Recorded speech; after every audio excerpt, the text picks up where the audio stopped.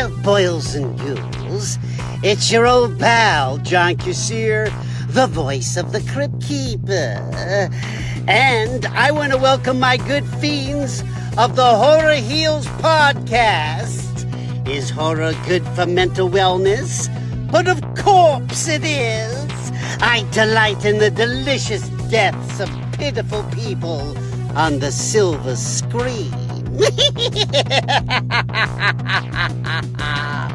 So get ready for a hell of a good time with my new fiends, Corey and Kendall, on the Horror Heals podcast.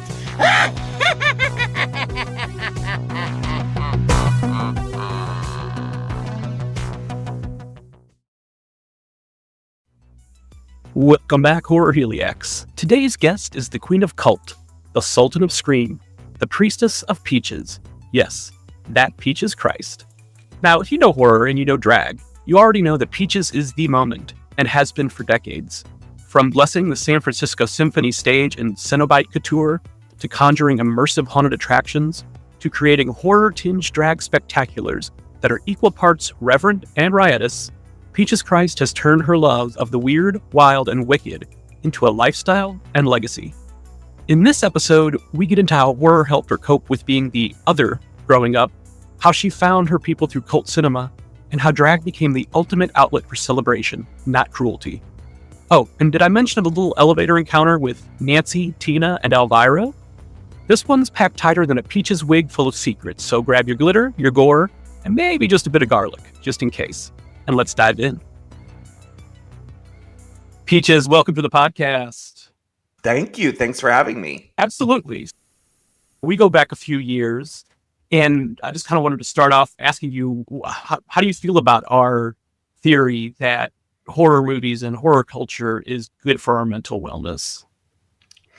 I have long felt that way. I think I was lucky in that I was such a horror-obsessed child that by the time I was a teenager, it was already concerning to the adults in my life. I remember my parents getting a call from Sister Phyllis at my Catholic high school because she was very concerned about the images that I'd hung up in my locker. I remember my parents bringing our priest up to my bedroom behind my back to bless it, and he was shocked by all the, Fangoria centerfolds and, horror movie posters. And I say that because it was through reading interviews with the masters of horror, and I believe it was Wes Craven, quite frankly, who talked a lot about how horror was the way that he dealt with the real world, and that as a sensitive, empathic person, he would often be overwhelmed by the cruelty of humans, and that horror was a way to deal with it. And I thought about how much that connected to me, especially at that time. I was a sissy in high school, Catholic high school in Maryland, getting bullied. I was an outsider. I was an other. Why did I love horror so much? I knew that I loved it from a young age. But when I realized that it was actually helping me cope, that was really important. And to this day, I now that I've lived a life, celebrating horror, creating horror, living in it, I can honestly say that there is a therapeutic part to it. Was it always a given then that Peaches was going to have some horror elements? Oh, yeah. I mean, because before my love of drag, my foundational love of all the stuff that has made up what I am as an adult, my first real obsession was horror before I understood drag. And then, I can look back and go, okay, my first drag queen obsession was Elvira. I just didn't know that she was a drag queen. I didn't really get it. I think I knew inherently that Cassandra Peterson and Paul Rubens weren't the characters they played, but because they could exist outside of a singular movie, they could exist on TV shows, they could exist on talk shows, they could go to red carpet premieres. It wasn't until later that I was like, oh, that's like a drag persona. That's a persona that you adopt and carry with you your entire life. And then it was obviously Frank-N-Furter and the discovery of Rocky Horror that, really opened my mind to a different kind of drag world, a different kind of drag community. But the most powerful, of course, was growing up in Maryland and discovering John Waters and Divine and the Dreamlanders and becoming obsessed with their movies. And really, when I look back on it now, I go, oh my God, my holy triumvirate of drag was fused with transgressive horror movies, cult movies. All three of them, have those elements. So I feel really lucky that my gateway into drag was actually through horror and through cult movies. So Peaches was born as this sort of, I want to do this, but it wasn't even a question that she would be horror. Right. Because for the listeners, I'm sitting here in full glamour goth drag. Yes. Is it still surreal then that you've gotten to work with these people who are sort of your heroes? I mean, John Waters and Elvira. Yes, and most recently Tim Curry. So I mean, it's beyond surreal. Sadly, by the time I was in a position to meet people that I admired so much, Divine had passed, and I remember Maryland was devastated. And that was also really important. She gave me the gift of, in her passing, in many ways, of showing me that there were people in my own community who cared about people like this, because I was in a bubble. I was growing up in Annapolis. I was not exposed to as many open-minded people, growing up in a Catholic community as one. But because Divine was such a Maryland hero, her passing was such a public thing that it was really a beautiful thing. That being said, meeting John, as a college student. John is the reason I'm in San Francisco, sitting here right now. It was John who, as a Penn State student making a movie called Jizz Mopper, John was sort of my, validation in many ways, because there was a faculty there that didn't really get what I was trying to do. John told me about the Cockettes and the underground film scene here in San Francisco, and explained that he and Mink and Divine would live here. And I thought I would come here and be here before I would go to New York or LA. Meeting him was crucial in terms of just everything I am. I didn't become friends with John until about a decade later, when I had been doing Midnight Mass for about 10 years. Before that, I was just the student who brought him to Penn State. But then when I had become Peaches Christ and, had done this thing for 10 years, and I had worked with Mink, because Mink Stoll was the first celebrity to ever come and do Midnight Mass, I was in a position to invite John, not knowing that John never did anything with drag queens. It was his assistant later who kind of called me and said, "This is extraordinary. We get letters and emails from drag queens all over the world. He will never, ever replace Divine. He isn't interested in drag in that way, but he's interested in what you do." And I think it's because I grew up in Maryland and I was interested in all the things he was. I mean, in many ways, he was my real film school. Shock Value was my Bible. I went to Penn State. That's not where I learned about Russ Meyer or Herschel Gordon Lewis or Ted V. Michaels. It was through the book Shock Value, which I read before I even got to Penn State. So yeah, John has been the most crucial influence. And Midnight Mass also is why I was able to invite Cassandra. Before John, I invited Cassandra to be part of Midnight Mass. And the first year she came and did it out of drag as Cassandra, and we did a big tribute, and it was lovely. And then she called me and said, I want to come back as Elvira, I mean, that was insane. And then we started working together and doing projects together and doing appearances together. And I obviously invited Mink Stoll and Cassandra to be in my first feature film. So that's a long way of saying I will never get used to it. I will always be a fan of these people. I was so fucking nervous a few weeks ago. Sorry if I'm cussing too much. No, you're fine. I was so damn nervous. I guess damn is a curse word. Sorry. Sure. Anyway, I was so nervous meeting Tim Curry and working with Tim Curry, because even at this stage in my life where you'd think, oh, you've met these people, it doesn't change. That child in you that was touched by their spirit and their work is still there. Oh my God, Tim was life-changing for me. And working with him and him being on stage and us doing a tribute for Tim was, I feel like I already had the best night of my year, and it's March. Right. When I saw that announcement, I was so excited for you, because I just knew that was going to be a special night. I was a little jealous for myself because I'm not able to go. And, SF Sketchfest, that's one of the things I miss the most. And you've done some great, great stuff there. But boy, it would have been wonderful to be in that audience. But I just have to, it had to be like so bizarre and just, just meet, like laying eyes on him for the first time? What was that? What was going through your head? Luckily, I was able to go and meet with him ahead of the event, which I always try to do because they meet Joshua out of drag and they meet Peaches in drag. And I am both things. I don't pretend that. And actually meeting Cassandra and Paul Rubens in my adult life, you realize they are not totally acting. A big part of Pee-wee is Paul, right? And a big part of Elvira is Cassandra. And so I really have embraced that Peaches is this sort of exaggerated version of me. And so Peaches is, this way for me to sort of unlock something and give myself permission to be this thing that I don't think I would do, without that sort of character. But she's in me, And so I wanted Tim to meet Joshua first. And I always have felt like that makes more sense because, well, I've done it both ways. I mean, sometimes, someone's schedule only allows them to meet me as Peaches. And you can tell that it's a different thing because they're trying to figure out what's underneath all that and what my agenda is and what my style is. I remember once doing a show with Maxwell Caulfield, the star of Grease 2. And he's so handsome and so sweet, and he's a straight man.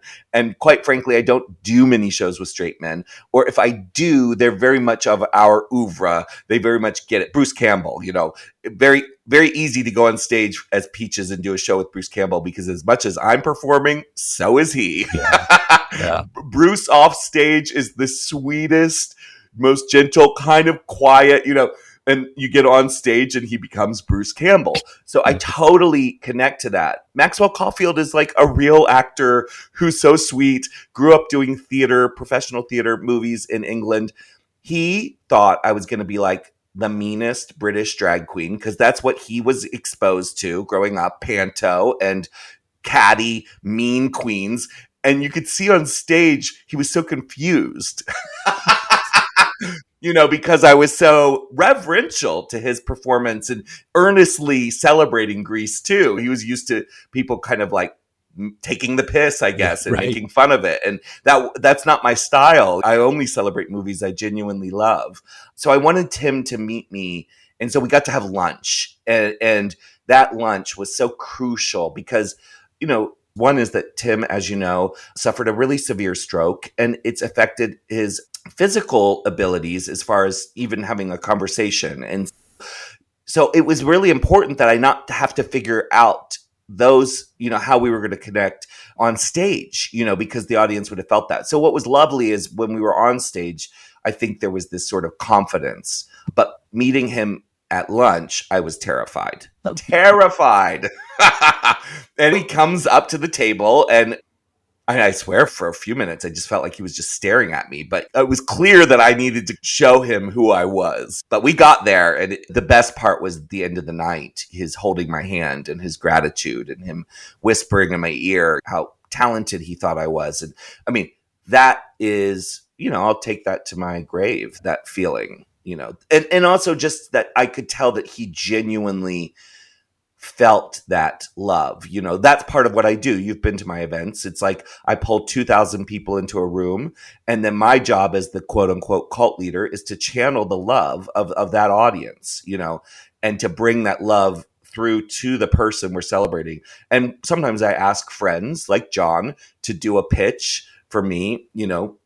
John is who got me Ricky Lake, people like that. And I think what he does is, I know what he does because he tells me, he says, who wouldn't love it? You show up there and it's just an evening of gay worship. Like she and her legions are just worshiping you. And it's, that's what it is. Absolutely. Yeah. It's, I'm so glad to hear that it was, that you were able to meet with him ahead of time and kind of get that sort of comfort level because I think you're right. I think people in the audience might have picked up on any kind of, strangeness if you didn't have that opportunity. I mean, anyone who's sort of altered from what they remember them being, I think it's that jarring thing where, I knew that we were going to run this giant reel, this huge performance where they're going to see him as Frank-N-Furter. They're going to see him. So we actually made sure that even the end of the video, focused and showcased him receiving awards in his wheelchair, that that they really understood that this is a huge life with a lot of twists and turns. And it sort of set the audience up, I think, to understand that there was going to be an extra layer of patience with Tim and I. And they were, I'm telling you, you could have heard a pin drop. And these pregnant pauses were beautiful because it wasn't so much that Tim, mentally wasn't able to come back. It was the stroke, right? Like they understood that there was a physical effect of the stroke. And when Tim would say something, it was often witty and wicked and hilarious and short and sweet. Tim Curry, he read Annie and I loved it, because of course he celebrated Carol Burnett quite highly, but then he said, because he talked about how much he loved working with Carol Burnett, and then he paused and went, Annie, not so much.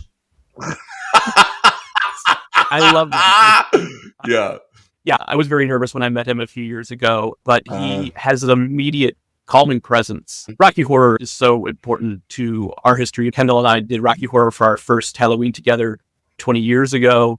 He was Frank-N-Furter, I was Eddie. He was genuinely asking questions and stuff. I thought it was going to be a quick come in and take a photo, but no, he shook my hand, lovely smile, and it was just everything I could have asked for. I'm looking at the photo of us right now. We have a Rocky Horror little accent wall behind us. Gifts of getting to work with folks such as Tim Curry or John Waters or Mink Stoll or any of these amazing people is that they get to see and experience forever the effect their work has had on people.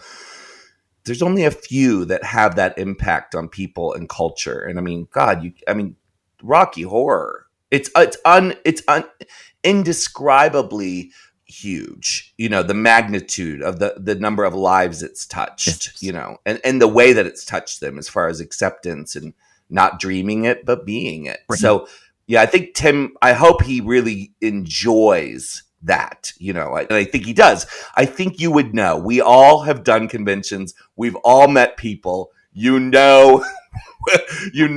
they care and when they don't. For sure. And I imagine how could he not be touched when you see these really young kids now finding Rocky Horror for the first time. They're finding Clue. Yeah. And there's just such a reverence for him to see a 10-year-old kid walk up with joy in their eyes. The audience for the audience for that tribute was totally cross-generational in a way that honestly I did not expect. I didn't realize it until I was doing the show. Also, I didn't realize the impact he's had with all the animated voiceovers. I mean, we did the costume contest, and there were a number of people in costumes where I was like, what the hell is that? And it's because there's this whole generation that grew up with him on these animated TV shows and stuff. It was fascinating.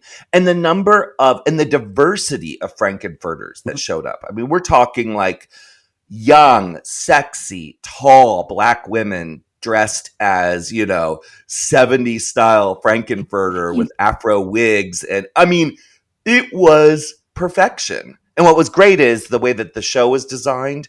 We had it so that he was part of two giant kind of interview chunks, but there was all this sort of celebratory fanfare and tribute performances. And he was in this gorgeous green room where he was able to watch on an HD monitor, and he saw it all, which is great, because sometimes when someone's off stage and you're doing these tributes, depending on the theater and the stage, they miss a lot of it. You definitely know how to put on a show. And I just saw an image just popped into my head. One of the times that we saw you live was Chloris Leachman taking your wig off. Yeah, and the audience did not. It was the first time I felt like the audience was sort of turning on one of the people I was celebrating, and I could kind of feel the audience, at least some people in the audience, didn't really like that she did that, but I was fine with it. And I was trying to let the audience know I am fine with this. Right. I don't know if you remember, but then she sat on my lap.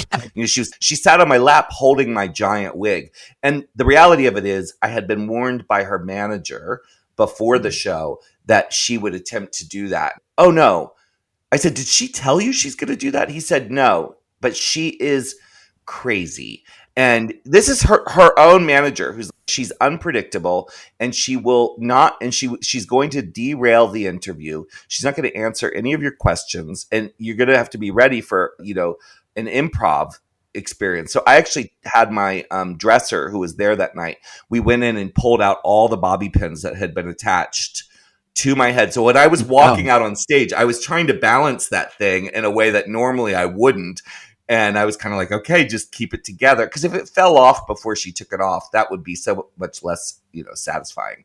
So anyway, that's a little behind the scenes thing that did happen. That's hilarious. And sure enough, exactly what he described is exactly what happened on stage. She didn't answer any question.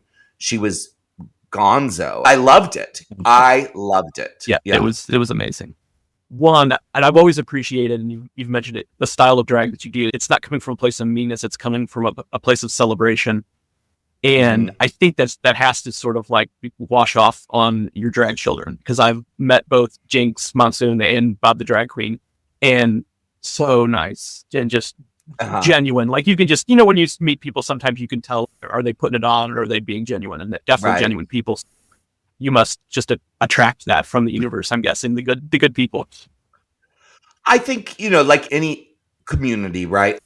Drag is there's so many different kinds of drag, and there's so much drag around the world, more than ever before, right? And I think that what you find is the like-minded, the like-spirited, I should say, folks tend to, gravitate towards each other. And I was really lucky that I grew up in San Francisco in a scene that was, that prioritized creativity and wildness. And even if there are scenes here that we don't connect with as horror queens, such as like the Imperial Court, which is very much more of a traditional pageant drag that does a lot of fundraising for the community. Of course, we gave birth to the Sisters of Perpetual Indulgence.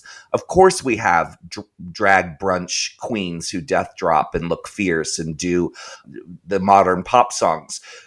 We all get along. We appreciate each other. I show up and do Imperial Court events, and the Imperial Court queens will show up if I ask them to. We're friends. It wasn't until I started traveling that I realized, not all drag communities get along. And sometimes, just like in high school or anywhere else, cliques and things start to form, and competition amongst people. I was lucky. Me and Heclina and Sister Roma and Juanita Moore, we were kind of the queens, I guess you would say, at that one time, that were seen as the sort of top queens of San Francisco. Of course, we're much older now, and younger queens have come along to replace us, as they should. And most of us have gone on to do other things. But we were never competitive in that way, believe it or not. I mean, I'd get jealous of Heclina, and she'd get jealous of me. But ultimately, we helped each other. We showed up for each other. We did things together. I don't know. I think Jinx and Bob very much, as a mother, naturally experience what it's like to come and do a Peaches show, which is really doing a San Francisco show. And Jinx is from Seattle, and that's a sister city as far as the scene goes. Ben de la Creme is certainly part of our drag family. And Bob, being from New York, Bob has a much more, what's the word? A stronger edge to her. She's more likely to call a bitch out, if you know what I mean. Sure. But Bob is love. Bob is so wonderful and just love. And then there's a lot of drag children that haven't become famous yet, as you can imagine. I have more. I feel like they always get neglected. People I reject because they just don't deliver. I love that we're seeing horror drag coming more into the mainstream, because that's something that we saw a lot of. I mean, obviously you and Elvira and other folks, but like seeing the Boulet brothers and their style of drag kind of coming to the forefront, because that's something that the two things that Kendall and I immediately bonded over were horror movies and drag queens. So our breakfast area is just a full gallery wall of drag, and then we've got horror stuff all over. One of my favorite moments from living in San Francisco was seeing Peaches Christ dressed as Pinhead in a very violent way performing at the symphony. Yeah. Yeah. I mean, the truth of that is, it was the first, and I thought last symphony event I would ever do. And the reason is, I am invited to these spaces usually I enjoy being a disruptor, right? Like the fact that I have a career that's got, and I even think it's hilarious to call it a career. That's hilarious to me because I never set out to have this be a career. I didn't know how I was going to make money. I just knew that to do the things I loved, I would probably have to have a job. And I did for many years. I ran movie theaters, but at least it was a job I liked. I never thought of this in that way. And so I think in many ways, things like being invited to do a show at the San Francisco Symphony and to do it with a screening of Rocky Horror and have a concert of horror movie music that I got to select and put on a program where I was able to invite the talent. It was very clear to me that I wanted to invite people to the stage that I felt belonged on that stage, but probably wouldn't be invited like myself. We had the shadow casts for Rocky. We had Latrice Royale. I flew in and I thought, okay, I'm going to be so crazy that they'll never have me back, but at least I will have been Peaches Christ on stage at Davies Symphony Hall. And you're right. I wore a Cenobite outfit with flayed tits. I mean, it was violent. It was, I came on stage to Psycho's, murder music, stabbing my way through a shower curtain. And then here we are in 2025, 10 years later, and now I'm doing symphony shows around the world. So I guess that worked out. That was not my intention, but it caught the eye of a Chicago conductor who's since moved to San Francisco, Edwin Outwater, and he called me and said, hey, I think this is so cool what you've done. Let's partner up and let's do shows together. So Edwin and I then formalized a relationship, and we've now been doing symphony shows ever since. Unfortunately, Symphony of Terror, which is one of them that you can buy. We have 3 shows that you can buy if you're a big fancy symphony orchestra. We have managers out of London who sell these things. One is a Christmas show, one is a horror show, and one is a Pride show. So we have the Pride show now booked. We're doing it in Oregon in June, and we have the horror show. I don't think I can say yet. We're negotiating. It's coming. That's so back. cool, But though. it's so cool, right? And I was booked to do the Kennedy Center in June, but I got fired by, the Orange Cheeto monster. So we are moved to the Bethesda Strathmore, which is this giant, gorgeous, beautiful venue. But as someone who was born in DC, I have to say it was pretty thrilling to think that I was going to perform at the Kennedy Center. Yeah. But maybe someday once he's out of our lives forever. Exactly. And then they take his his craziness down out of there. It's just I love this trend. This is so dark, but I love this trend on TikTok where kids are all talking about, when it happens. When it happens. And we all know what they're talking about. And they're talking about we're going to be partying in the streets. And I'm like, oh my God. But real horror. Yeah, that's where we're at. Yeah. Just kind of hoping for it to happen soon. Sorry to derail the podcast. No. Hey, we get it. We get it. It's just, I'm like sort of reflecting back on this just great career that you've had. I mean, you wrote and directed a horror film and you've done the symphony, all sorts of stuff. So what's in your horror bucket list still? Oh, that's a really good question because one of the things that was on my bucket list for years was to have a haunted attraction.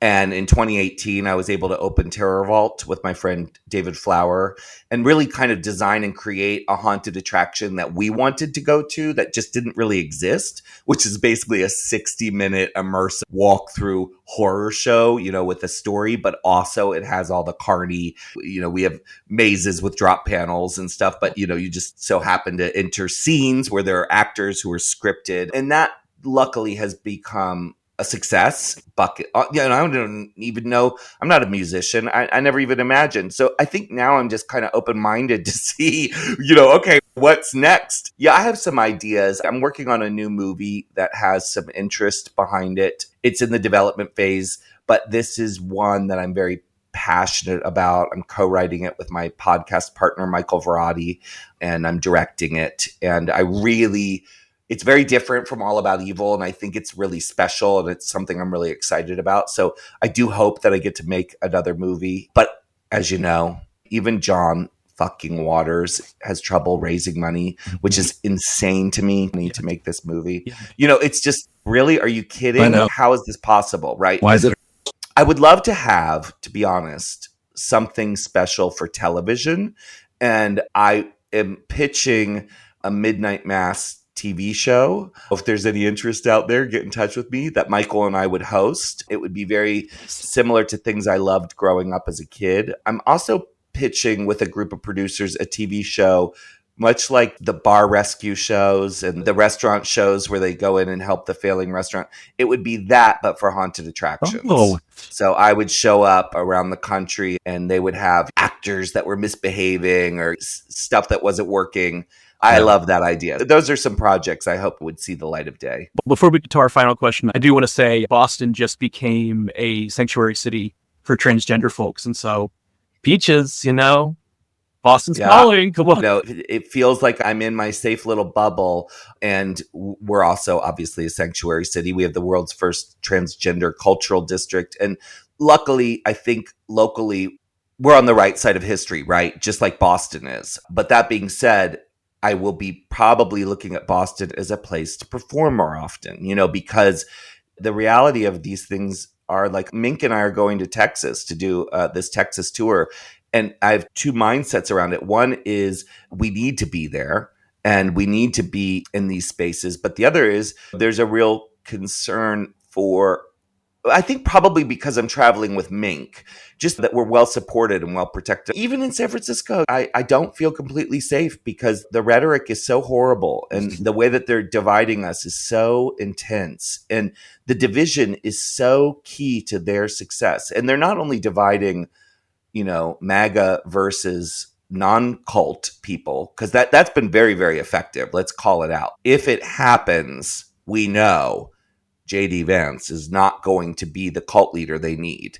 If it happens, the cult will be in peril because you need a leader in order for a cult to stay functioning. They've divided us. They've divided the queers. They've divided the progressives, the leftists, and they've done it brilliantly. We're fighting with each other so much.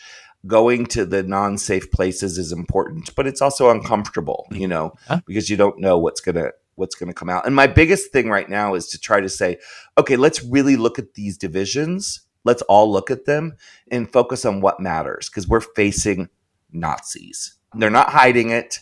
So can we set aside our differences around whether we agree or disagree that trans people should be able to play sports because we have a bigger fight ahead of us?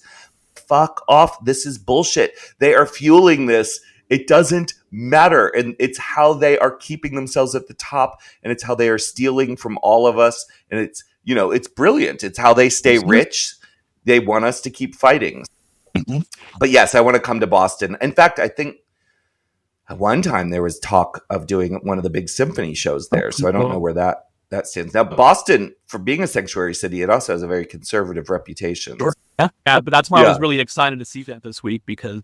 that's awesome. That's congrats. Feather in the cap. All right. The last question, Peaches, that we ask every guest on Horror Heals is, who is your favorite final person, the survivor, in a horror film? That it's funny. It's easy for me because it goes back to my childhood and the characters that first touched my heart. And so the franchise that I was most obsessed with, like many people my age, I'm very Gen X and grew up in the 80s, was The Nightmare on Elm Street. And Nancy and Heather Langenkamp and her portrayal of Nancy, especially in that first film, she was a little bit nerdy, but she was powerful and she was relatable and she was cool. She was both nerdy and cool.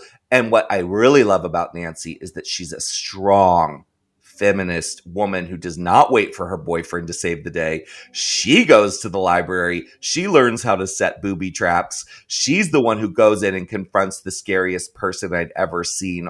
So I think for me, it'll always be Nancy. And then when she shows back up, in Dream Warriors. And then I think New Nightmare, the fusion of Nancy and Heather Langenkamp is so powerful and so iconic. And I don't know if you've seen the documentary Heather made called I Am Nancy. Oh my God, I love it. So I think Nancy's will always be my favorite. Yeah, that's definitely mine. And I think it's very much sort of a generational thing because you and I are only a few months apart. Kendall's a few years older. And so his go-to... How's it possible that you're older than us? How's that even possible? Trust me, I wonder sometimes. There's a lot of spackle involved. And so, okay, Then Kendall, who's yours? Is it Laurie Strode? I mean, I'm wondering like who comes before Nancy? I guess Laurie Strode, right? I've always vacillated between trying to pick my favorite franchise, and it will always be between Friday the 13th and Halloween. I love Jamie Lee Curtis, and it's almost like I revere her so much that I'm like, it can't be her. Adrienne King is an angel sent from heaven. Like, Adrienne is I've got to meet her through Michael Verratti, and I just love her so much. So plug for the Midnight Mass podcast. Listen, one of my favorite episodes we've ever done is our Friday the 13th episode with Adrienne King. Yep. She was one of our favorite guests on yours too. We launched on Friday the 13th last year. Of course, we had to have Adrienne King, and she was so good. And isn't she great? She's become a friend to the show. She's always liking our posts and stuff. She's just so awesome. So that's Kendall's. Okay. It's been really interesting to hear people's answers. But definitely Heather's mine. And so, put that out in the universe again that she's like a dream guest. So might have to use that clip of you praising her to entice her. I'll leave you with one story before we jump off. I know we're wrapping up. I was doing a horror convention with Elvira in Indianapolis, and it was Friday night, and they had us all in the same hotel, but they had the guests of the convention using sort of a staff elevator. And so we were in the elevator, she and I, out of drag, and the elevator is going down, the doors open, and it's Heather Langenkamp and Amanda Wyss. So Nancy and Tina together step onto the elevator, and I audibly gasp because, it was, mind-blowing to me. I will never not, like I said, I will never not be a fan. So they react to my gasping because, of course, I'm just now looking like just some obsessed fan. I think they're thinking, are we in the wrong elevator? Are we stuck in this elevator with a stalker? What's happening? And I stutter and go, oh my God, I'm such a huge fan. Oh my God, I can't believe I'm in. Just like so dorky, right? They kind of smile like, okay, nice to meet you, but give me very much the fan treatment, as you would, because they're stuck in an elevator with me. And Cassandra, I think, doesn't like that. So she goes, this is Peach's Christ, and they're looking like, I don't even know that they knew. This is 20 years ago. I don't remember, but like they're going, oh, okay. It didn't land quite the way I think Cassandra wanted it to. So then I say, and this is Elvira. And then they go, oh, and then they have the reaction, and they freak out because Elvira. And then it was kind of like we got off the elevator and we had a bigger conversation in the comfort of a lobby. Elevators are uncomfortable, right? Yeah. And it was just kind of this lovely experience that I'll never forget, So I got to share an elevator with Tina, Nancy, and Elvira. Oh, isn't it funny?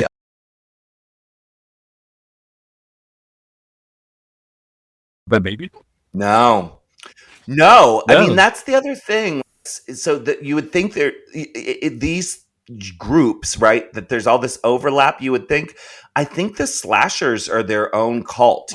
Adrienne, Heather, all of those women, they do all know each other. And I don't know if you read that great book, The Final Girl Support Group. Have you read that? Mm-hmm. Oh, it's fabulous. Oh my God. We actually just got a copy. Fabulous.